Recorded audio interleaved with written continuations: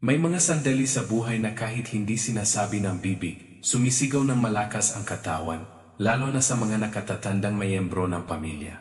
Sa isang tingin pa lang, madalas nating nararamdaman na may malalim na pagbabago na naganap sa loob ng kanilang sistema. Hindi lang simpleng sakit, kundi isang tahimik na paghahanda ng katawan para sa nalalapit na paglisan.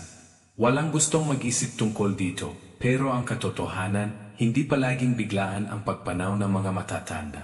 Karamihan ay may mga palatandaang ibinibigay ng katawan ilang linggo o buwan bago mangyari. Kaya mahalaga nating malaman ang mga senyales na ito, hindi para matakot, kundi para mas maging handa at mas mapagmahal sa mga natitirang sandali. Samahan mo ako hanggang dulo dahil ang mga kaalamang ito ay maaring makatulong sa inyo na magbigay ng dignidad at kapayapaan sa mga huling araw na inyong mahal sa buhay. Una, paglayo sa karaniwang gawain at tahimik na pag-withdraw. Si Lola Carmen, 80 taong gulang, dating masiglang abuela na palaging nasa kusina tuwing umaga para magluto ng almusal. Pero nitong nakaraang mga linggo, napansin ng pamilya na hindi na siya bumababa ng maaga. Hindi na rin siya nag-abang sa harap ng bahay para makipagkwentuhan sa mga kapitbahay. Lola, hindi ka ba sasama sa misa? Tanong na apo niya.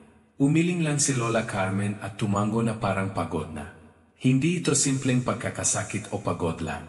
Ayon sa mga pag-aral sa Journal of Palliative Medicine noong 2023, ang social withdrawal ay isa sa mga unang palatandaan na nearing death process. Ang matanda ay kusang humihiwalay sa mga aktibidad na dati niyang ginagawa dahil ang kanyang enerhiya ay nagiging limited na at nare-reserve niya ito para sa mga essential body functions. Ang ganitong uri ng pagbabago ay hindi dahil sa depression o simpleng mood swing. Ito ay isang natural na instinct ng katawan na mag-conserve ng lakas. Mapapansin ninyo na mas gusto na nila ang katahimikan, mas kaunti na ang pakikipag-usap, at tila may malalim na pagmumuni-muni na ginagawa.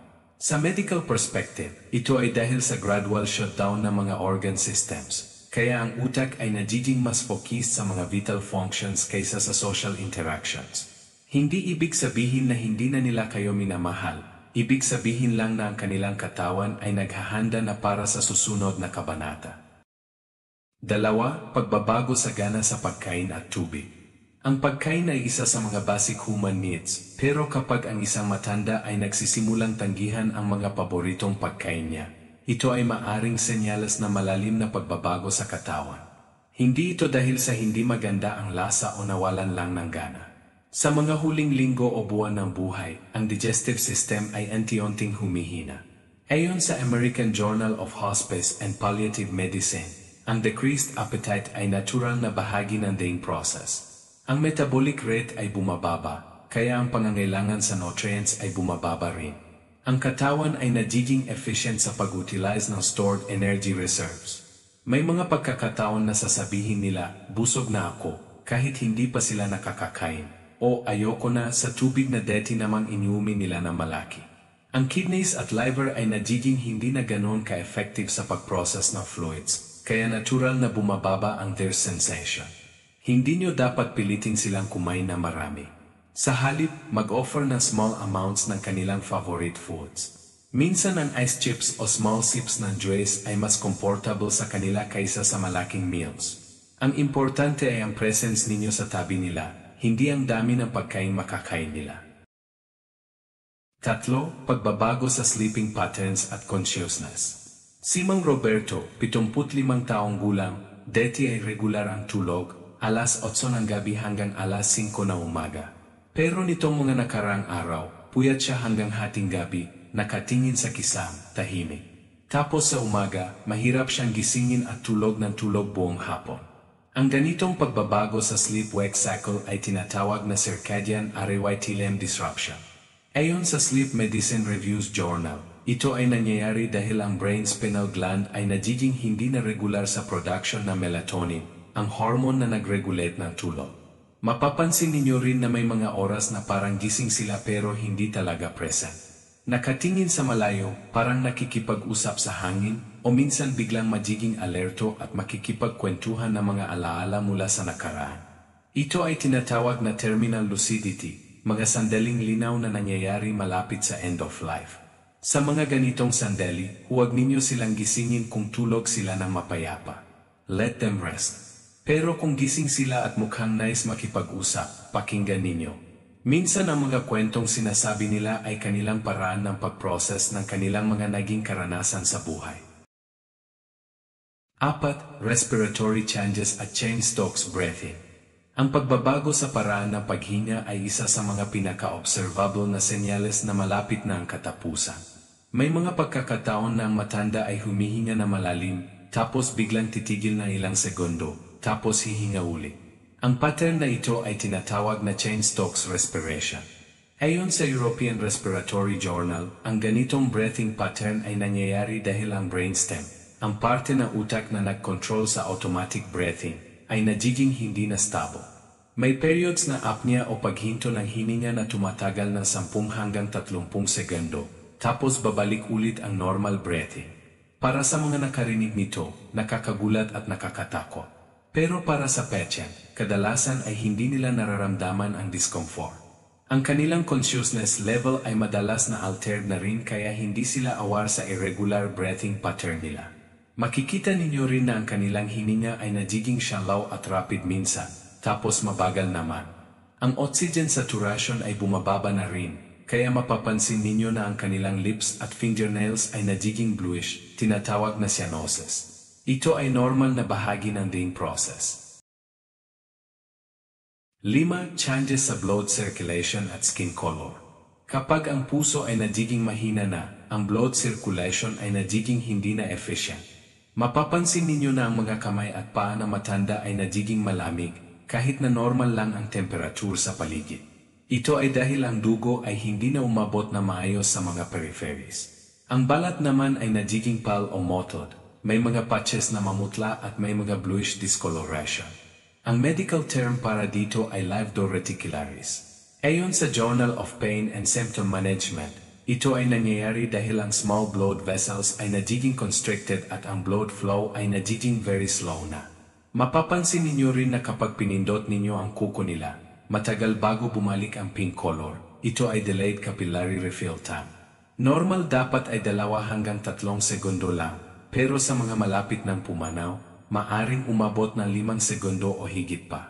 Ang pulse nila ay nagiging irregular din, minsan mabilis, minsan mabagal, minsan parang nawawala. Ang blood pressure ay bumababa na rin gradually. Hindi ito mga bagay na dapat kayong magpanik, pero mga natural na physiological changes na kasama sa end-of-life process. 6. Neurological changes at mental confusion. Ang utak ay isa sa mga organs na malaki ang oxygen at glucose requirements. Kapag ang circulation ay nagiging compromised, ang cognitive function ay nagiging affected din. Mapapansin ninyo na ang matanda ay nagiging confused minsan. Hindi na kilala kung sino kayo, nalilito kung anong araw, o nagtanong ng mga bagay na hindi logical. Ayon sa International Psychogeriatrics Journal, ang terminal confusion ay nangyayari sa mahigit 70% ng mga taong malapit ng pumanaw. Ito ay dahil sa combination ng decreased oxygen sa utak, changes sa electrolyte balance, at accumulation ng toxins na hindi na maklear ng mga organs tulad ng liver at kidneys. May mga pagkakataon na makikita ninyo silang nakikipag-usap sa mga taong hindi ninyo nakikita, o sasabihin nilang, andyan si mama, kahit matagal nang pumanaw ang kanilang ina. Sa medical perspective, ito ay hallucinations na dulot ng brain changes. Pero sa maraming pamilya, ito ay spiritual experience na nagiging comforting. Huwag ninyo silang itama o pigilan. Kung nakakaginhawa sa kanila ang pag-usap sa mga taong nakikita nila, hayaan ninyo. Ang importante ay hindi sila ma-agitate o ma-distress. Gentle reassurance lang, okay lang, lola. Nandito kami. 7. Final rally o terminal lucidity. Isa sa mga pinaka-nakakagulat na fenomena sa end-of-life care ay ang tinatawag na final rally o terminal lucidity. Bigla na lang ang isang matandang ilang araw nang nakahiga, walang gana, at halos hindi na nakikipag-usap ay babalik sa dating sigla. Kakain siya na maayos, makikipagkwentuhan, tatawa, at parang bumalik sa normal. Ang pamilya ay masasaya, ay isip na gumaling na ang matanda. Pero ayon sa mga pag-aaral sa Journal of Near-Death Studies, ang final rally ay nangyayari sa mahigit 10% ng mga cases, at kadalasan ay nangyayari ilang araw bago ang actual death. Sa neurochemical level, ito ay maaring dahil sa surge na endorphins, dopamine o iba pang neurotransmitters, parang huling attempt ng utak na mag-function normally. Sa spiritual perspective naman, maraming naniniwala na ito ay gift mula sa Diyos para magkaroon ng chance ang pamilya na magpakita ng huling pagmamahal at magpaalam na maayos. Kapag nangyari ito, huwag ninyo sayangin ang opportunity. Makipag-usap kayo, magkwentuhan, sabihin ang mga gustong sabihin. Pero huwag rin kayong mag-expect na magiging permanent ang pagbabalik ng energy. Karamihan ay tumatagal lang ng ilang oras hanggang ilang araw. 8. Decreased urine output at kidney function. Ang mga bato o kidneys ay vital organs na nagfilter ng waste products mula sa dugo. Kapag ang blood pressure ay bumababa at ang circulation ay nagiging poor, ang kidney function ay nagiging compromised din. Mapapansin ninyo na ang matanda ay hindi na gaanong umihi, o ang kulay ng ihi ay nagiging concentrated, medium yellow o amber. Ayon sa Nephrology Dialysis Transplantation Journal, ang decreased urine output o oliguria ay natural na part ng dying process. Ang kidneys ay hindi na efficient sa pagfilter ng toxins, kaya may build-up ng waste products sa blood, tinatawag na uremia. Ang uremia ay maaring magdulot ng drowsiness, confusion, o minsan ay mababaw na breathing. Hindi ito painful, pero ito ay sign na ang body systems ay gradually shutting down na. Minsan ay may swelling din sa mga paa at kamay dahil ang fluid ay hindi na efficiently processed. Hindi ninyo dapat pilitin silang uminom ng maraming tubig. Sa halip, mag-offer lang ng small sips kung nanais sila. Ang importante ay comfortable sila at hindi dehydrated pero hindi rin overloaded ng fluids. Spiritual at emotional preparation. Sa mga huling araw o linggo, maraming matatanda ay nagiging mas spiritual. Hihilingin nilang makausap ang pari, pastor o spiritual leader. Mas madalas nilang banggitin ang Diyos, magdasal o humiling na basahin ang Biblia sa tabi nila. Ito ay hindi lamang dahil sa takot, kundi isang natural na instinct na mag-prepare spiritually para sa transition. Ayon sa Journal of Religion and Health, ang increased religiosity sa end of life ay common sa lahat ng age groups, pero mas pronounced sa seniors. Mapapansin ninyo rin na magreminis sila, makakakwento ng mga alaala mula sa kanilang kabataan, mga nakarang kasintahan, mga pangarap na hindi natuloy. Ito ay kanilang paraan ng life review, parang binubuksan nila ang bawat chapter ng kanilang buhay para tingnan ang lessons learned at mga meaningful moments. Minsan hihilingin din nila na makipag-usap sa mga taong hindi nila nakausap na matagal, dating kaibigan, kapatid na malayong nakatira, o mga taong may hindi pagkakaintindihan. Ito ay kanilang paraan ng closure. Kung possible, tulungan ninyo silang makipag-ugnayan sa mga taong ito. 10. Physical signs na malapit na ang katapusan. Sa mga huling araw o oras, may mga specific physical signs na nagpapakita na malapit na talaga ang end. Ang mata ay nagiging glassy o parang malabo na ang tingin. Hindi na sila responsive sa mga sounds o touch gaya ng dati. Ang body temperature ay bumababa, kaya laging malamig ang bala. Ang facial muscles ay nagiging relaxed na, kaya parang may pagbabago sa facial expression. Ang jaw ay maaring mag-drop slightly. Ang breathing ay nagiging very irregular na, may periods ng very fast breathing tapos very slow, tapos complete stops na tumatagal na mahabang seconds. Ayon sa British Medical Journal, ang mga signs na ito ay nangyayari dahil ang brainstem functions ay nagiging more and more compromised. Ang heart rate ay nagiging very slow na din, at ang blood pressure ay nagiging undetectable na. Sa mga sandaling ito, ang pinakamahalaga ay ang presence ninyo.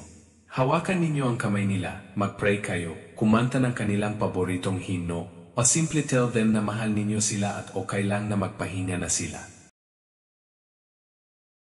Ang 10 senyales na ito, paglayo sa normal activities, pagbabago sa appetite, irregular sleep patterns, changes sa breathing, poor circulation, mental confusion, final rally, decreased kidney function, spiritual preparation, at physical signs na impending death ay mga natural na bahagi ng dying process. Hindi ito dapat ikatakot, kundi tanggapin na may dignidad at pagmamahal. Ang pinakamahalagang lesson dito ay hindi ang paghabang buhay kundi ang pagbibigay na meaningful na presence sa mga huling sandali. Hindi ninyo kailangan maging perpekto sa pag-care. Ang kailangan lang ay maging totoo sa pagmamahal ninyo at magbigay ng comfort at kapayapaan. Hindi ito pagtatapos, ito ay paglipat sa mas peaceful na existence. Kaya sa halip na mag-focus sa takot, mag-focus kayo sa pagpapasalamat sa mga taong naging parte ng buhay ninyo at sa pagbibigay ng huling tribute ng respeto at pagmamahal. May karanasan ka ba tungkol sa mga senyales na ito? O may tanong ka tungkol sa proper end-of-life care? Ibahagi mo sa comments para mas marami tayong matulungan. Salamat sa pakikinig. Ang mga kaalamang ito ay maaring makatulong ninyo na magbigay ng mas compassionate care sa inyong mga mahal sa buhay.